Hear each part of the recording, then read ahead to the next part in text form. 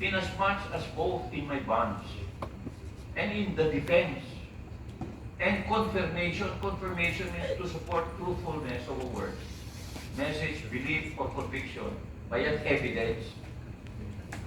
Yung gospel message is nako-confirm.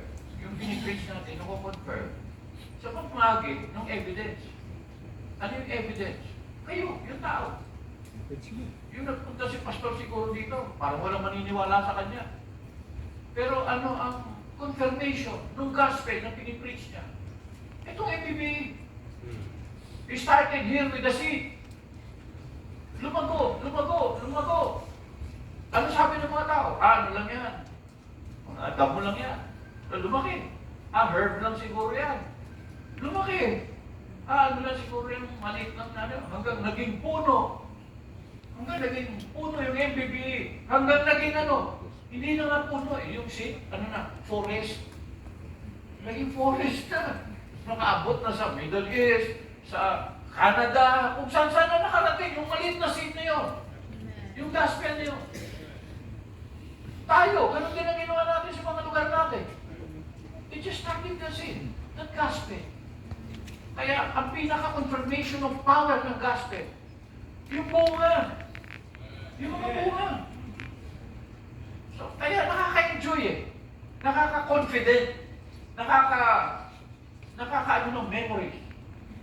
Na masasabi mo, Lord, salamat. Kaya sabi ni Paul, tumanda na ako, bigyan all season. Pero I finished my course, sabi niya. And I did it with joy. With joy, sabi niya, with joy. Paano naging joy? Kaya isang chapter sa Korinto, sinulat niya.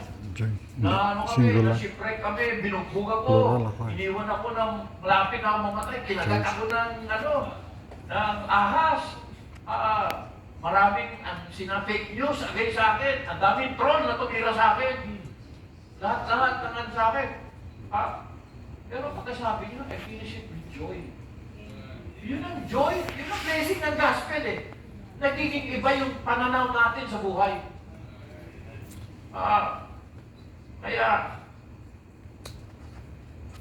hindi mo talaga yung gospel is talking about redemption, justification, grace, forgiveness, propitiation, imputation, sanctification, glorification, lahat na nasyon.